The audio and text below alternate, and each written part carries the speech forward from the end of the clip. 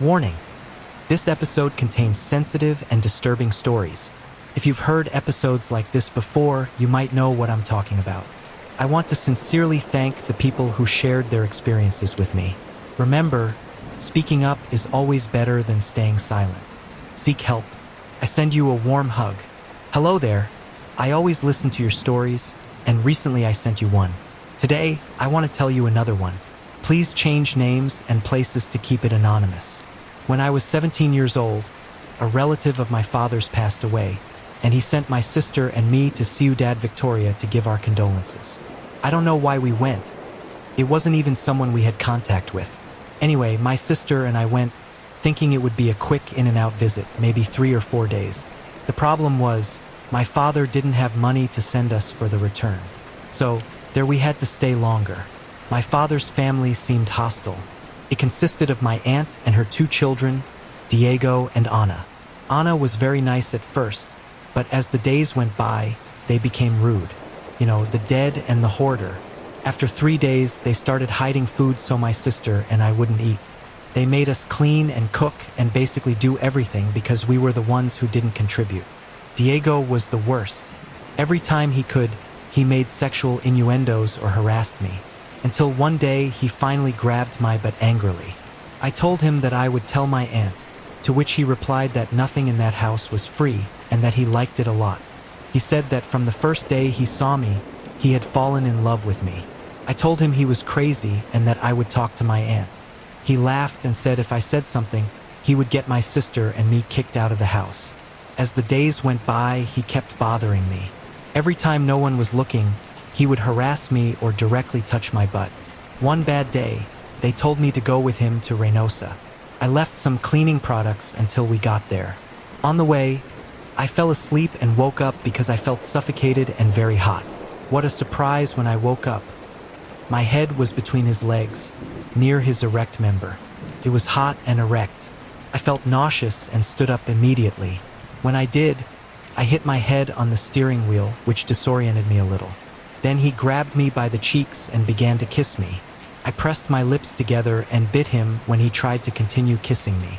His lip bled, and even harder, he grabbed me by the cheeks and kissed me. Then he sat me in the seat next to me. I was almost pressed against the door. I didn't want to even see his face. I didn't want him to buy me anything on the way back home. On the way back, he told me to go first to drop some things off at his work. I told him no, to go back home first, but he replied that it wouldn't take long. I didn't want to spend time with him, much less alone. Then he said, "Stay here while I'm going to drop this off." From one moment to the next, he turned towards me again and pounced, grabbing me by one leg. He threw me on my back and stuck his dirty face between my legs, saying, "Do you want to try what it feels like?" I told him no, and today I kicked him in the shoulder to get him off of me. He did get off, but he was angry because I defended myself tooth and nail. I didn't want him to touch me anymore. He got angry and went out to the patio and left me there. In the end, I decided to walk to the house. Took me longer than usual because I didn't know the surroundings. My birthday was approaching. We had been there for more than a month since we left in December, and it was almost February. I am from February 6th, a date that was difficult for me to celebrate since the unfortunate Diego arrived that day with a cake and a bracelet and gave them to me in front of everyone so they could see how good it was. That same day, he told me to wait for him at 11 at night. I told him no, of course. Hours later, we stayed up watching television in the living room, but I fell asleep and they didn't wake me up. What woke me up were some hands touching my face. It was Diego. I got up alert and told him I was going to my room. He took my hand and said, "Ana left you something in my room." I replied, "Bring it to me." And he said, "I can't give it to you here. Come with me." He took my hand tightly, and I resisted and told him I was going to scream. But he, with his 1.80 meters and me, with my 1.60 meters and 50 kilograms, took me to his room. There he covered my mouth and abused me. He did it while he told me that he could finally do what he'd always wanted to do ever since he saw me, that I was the prettiest girl he'd ever seen. His hand was almost choking me while he was doing his thing. Then he finally told me, "Now I can say it was consensual sex before. I couldn't do it because you were underage. I felt disgusted. Then outside the room, noises were heard, and he said, "See you when you're asleep." And so I did because he threatened me, saying, "If you don't do it, I'm going to do the same thing to your sister." So as not to make a long story short, I convinced my sister to run away from there the next day. I told her I was tired of being treated like maids, and well, at least she agreed to leave. They helped us get back together and everything was okay. I didn't tell anyone else what happened. I kept it to myself. Years later, I got married and had a baby. In one of the many photos that I uploaded with him, a guy commented on one of my photos. When I saw who it was, I almost had a heart attack.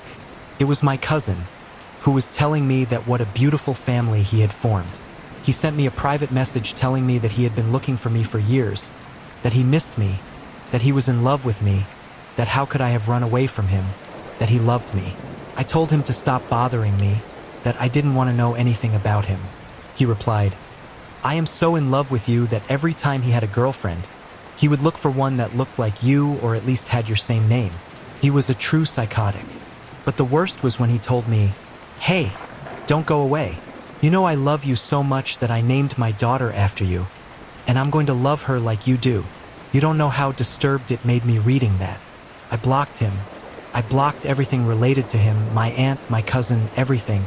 I didn't want to know anything about them again. I just hope that that little girl doesn't run the same fate that I went through with her sick father. In my family, nobody knows what I went through. I told my husband, and he was the one who paid for my therapy. That helped me to be able to tell this horror story today, and to this day be able to celebrate my birthdays. If you're enjoying the video, please subscribe the channel for future videos, and like and share with your friends.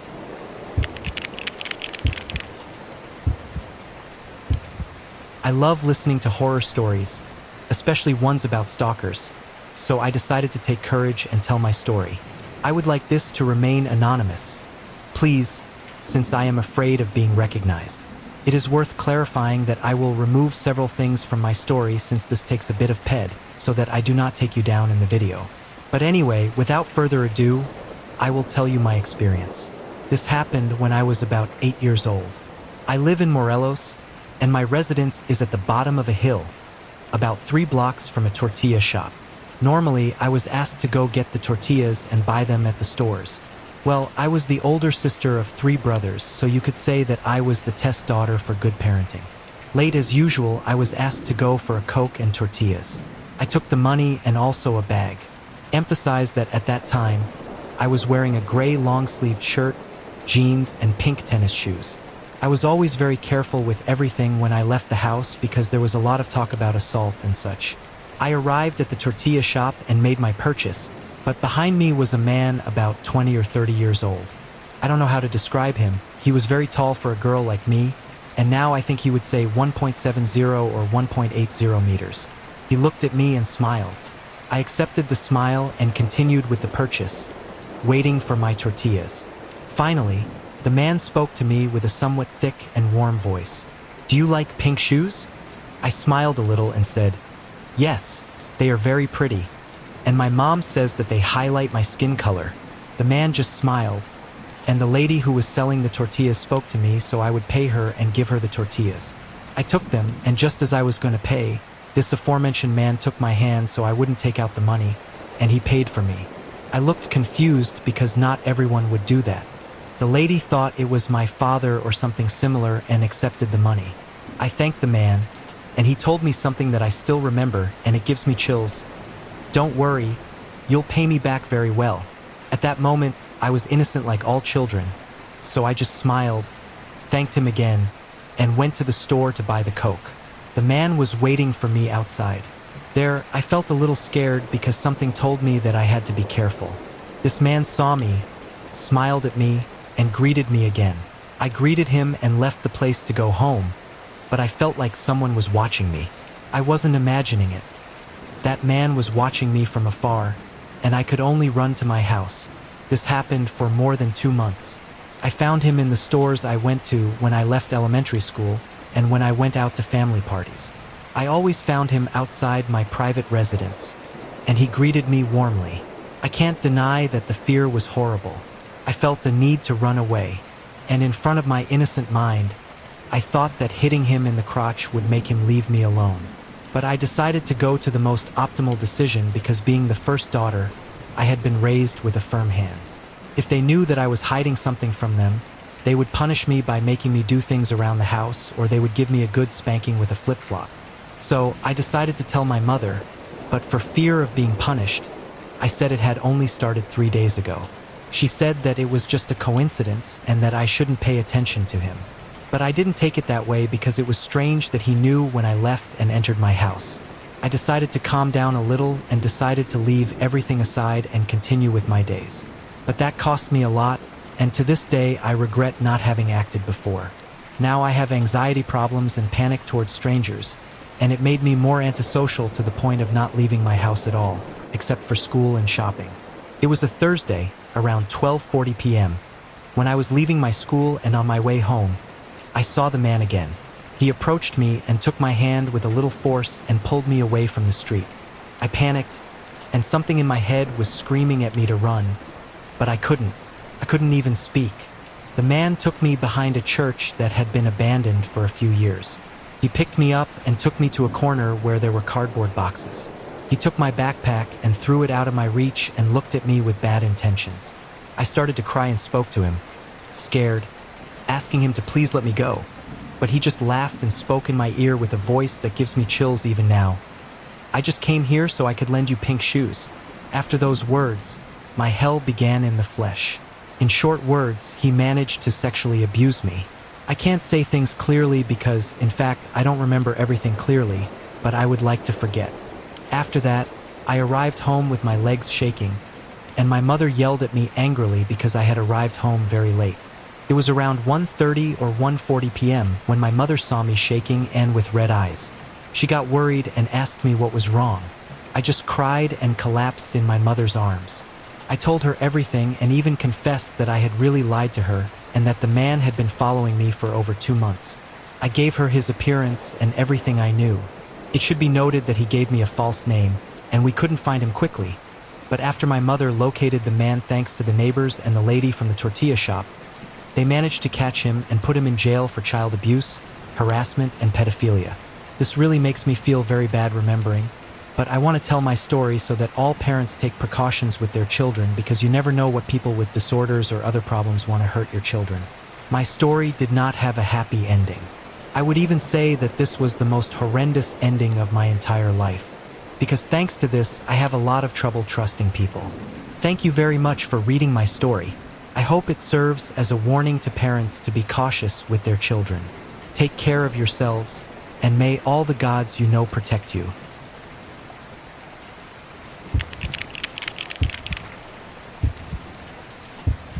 I thought a lot about writing this story because it continues to make me feel some annoyance and discomfort. That's why I ask that you do not mention my name.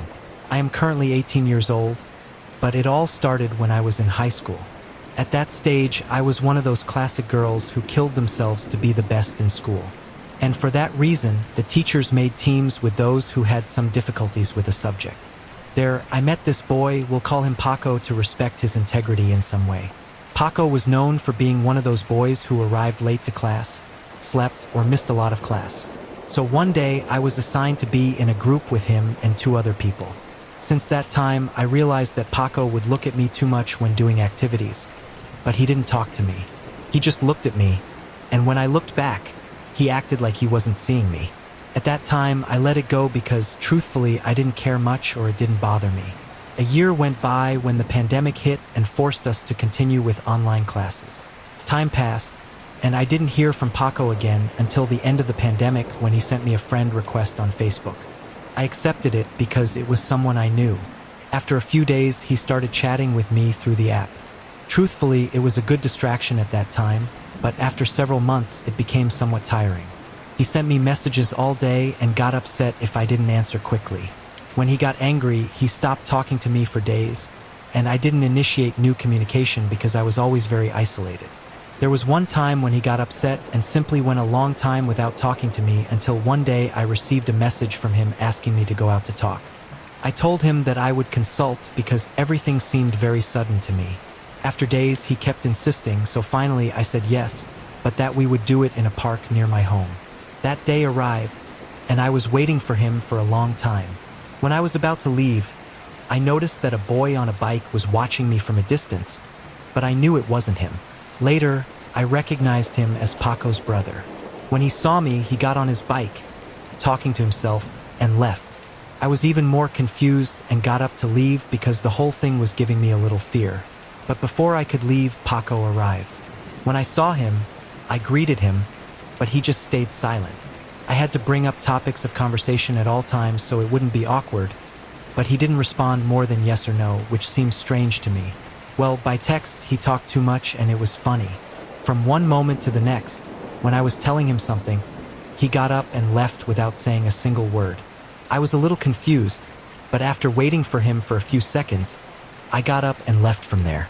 Also, a while later, he again hinted at going out, which I flatly denied. I told my parents, and they told me that yes, it was weird, but maybe he liked me and that's why he had acted that way. But by then, whenever I went out somewhere, I could see that guy on the bike, Paco's brother, hanging around where I was, and then receiving a paid message saying that I looked pretty or detailing the clothes I wore, to which I didn't respond. Things started to get heated when he started telling me my daily routine, what time I left my house, where I went, and even the routine of my own family.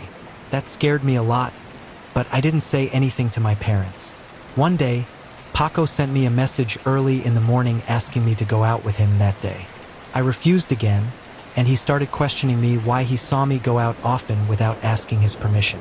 I was very confused by his comment and just tried to ignore it until I had to make the excuse that I wasn't at home, that I was in a faraway place. But he sent a message in which he said that he knew I was at my house, that he had been seeing me for a long time, that he loved me, and that at that moment I went out wearing a black dress, which I had made a post on Facebook a while ago. He said he would do many things to me that I can't describe. At that moment, it made me too disgusted and repulsive, and I let him know. He seemed to calm down and then said if this wasn't what I wanted, he thought I would like to be treated like that's why he was watching me, because I'm his. At that moment, I blocked him and deleted him from all my social networks. But somehow, he always got my number and contacted me on WhatsApp. I had to change my number several times until after a while, it seemed to calm down. But then a friend of his, also from the same high school as me, contacted me, telling me why I didn't pay attention to his friend, that he was very bad in a deadly depression, and that he could kill himself because of me. I got a little scared, but I told him that I didn't care and I also blocked him. That was the last interaction I had with him, and I hope it never happens again. He left me with the fear that someone would follow me everywhere and that he could do something to my family. I hope that my story can be told by you, and remember that you are not alone. With love and thank you for reading.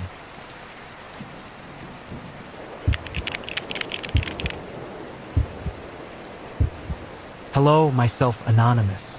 This happened to me when I was already an adult in the 2000s. My parents decided to send me to another province to study at the university.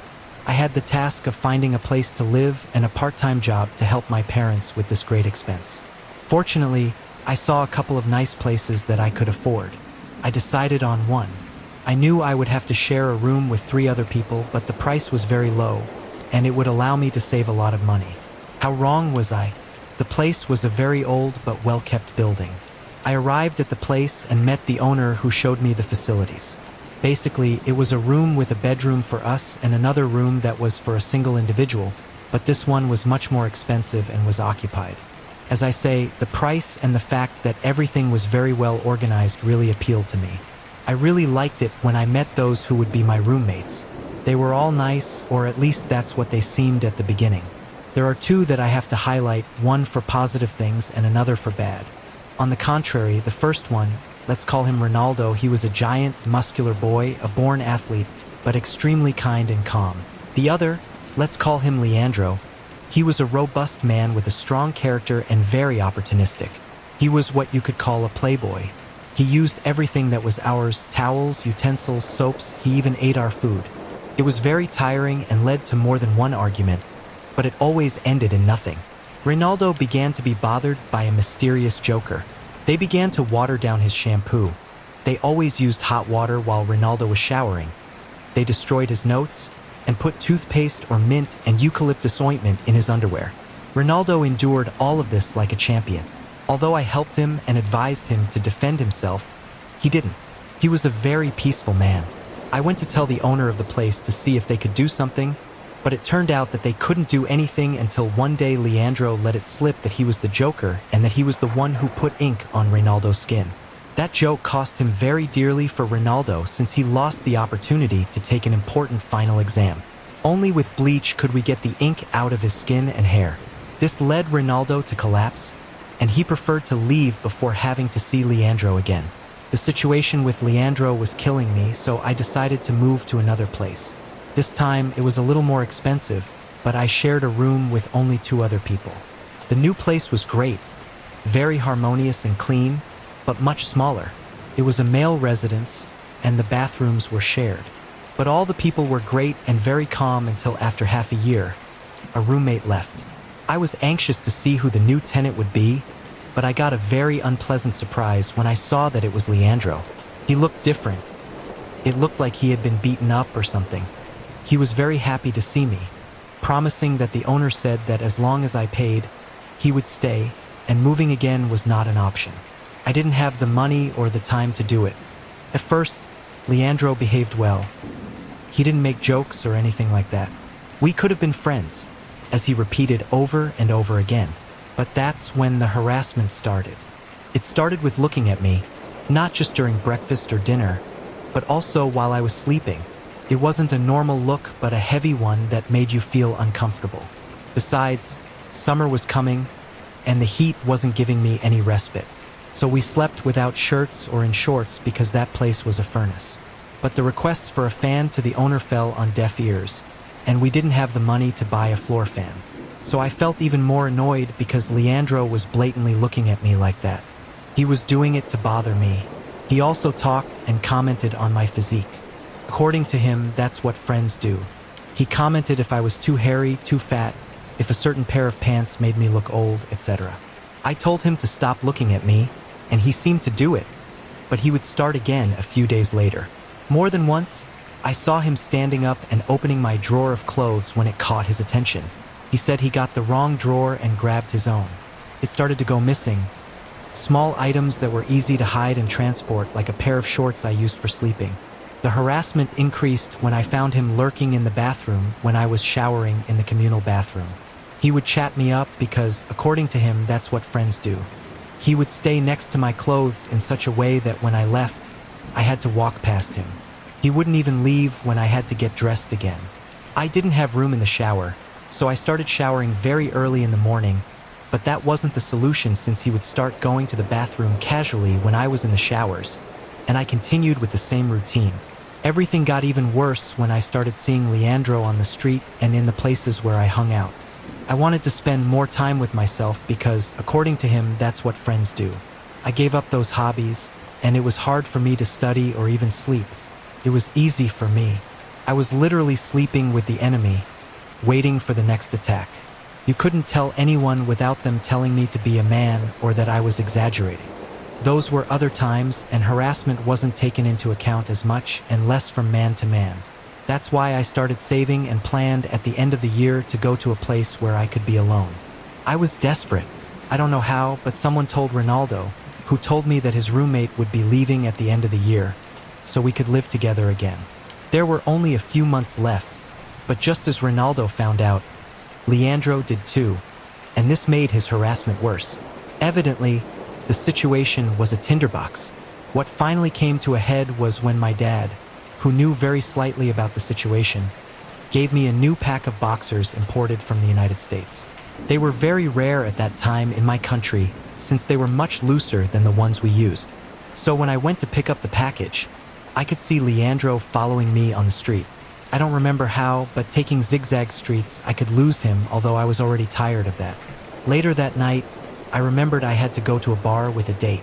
I went to take a shower, and as usual, Leandro came in and started with his little theatrics. But it seems that something caught his attention about the boxers. Well, he grabbed them and started making fun of me, saying that he wanted to act like I did, the American, and that he preferred me in briefs. I took them out of his hands and noticed that they weren't Leandro's. He ran off and I continued with my thing. The date I remember was a disaster. When I got back late, I undressed with the intention of going to sleep, but I found Leandro there. He started to chat me up, but I told him I wasn't in the mood for his things and lay down to sleep. I was woken up by a strange feeling later at night. I could notice that I didn't have a sheet to protect me. Stealthily, I saw Leandro looking at me with a smile from ear to ear. When he saw that I was already reacting, he said something that I still remember, and it gives me chills. "I told you that I prefer you in your underwear. I like you better that way." The powder he was putting on me was itchy powder. I started yelling at him, which alerted my roommate and the people in the next room. I told him everything and insulted him.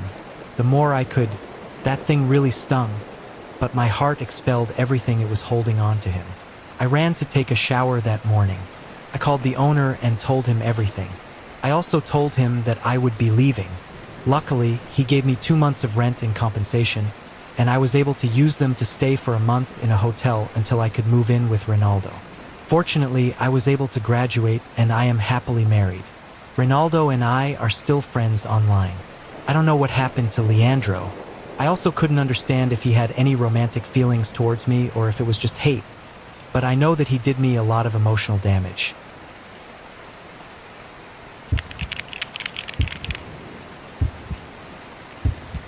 Good afternoon, dear.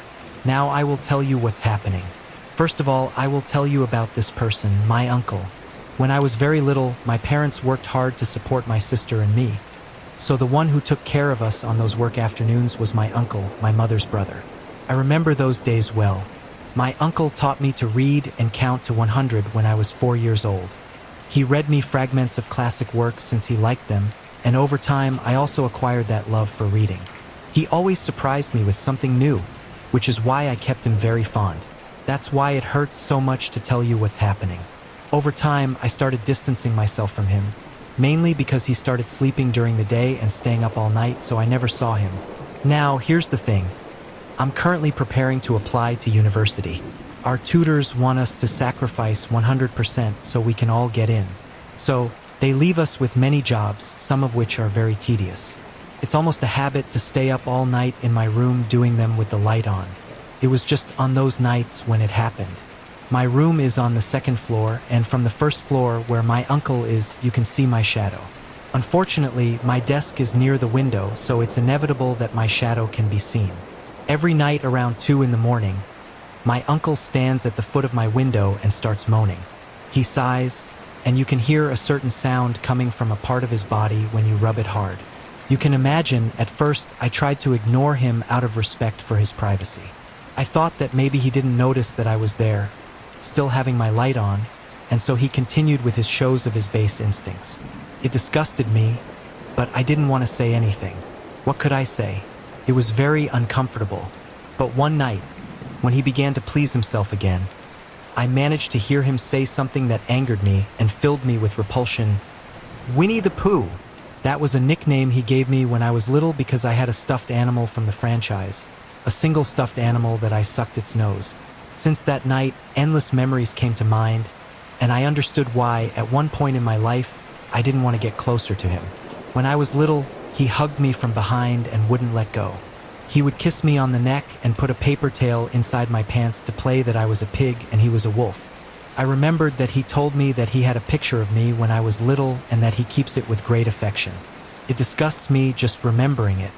I don't say anything to anyone because I'm afraid of seeming exaggerated. I don't want to think that this is happening to me, especially with someone who, in the beginning, gave me so much love and attention. So, I just hope that that affection from before was genuine and does not hide anything lurid. However, what I hope the most is that it does not continue to bother me. That's all, dear. I send you lots of hugs and greetings.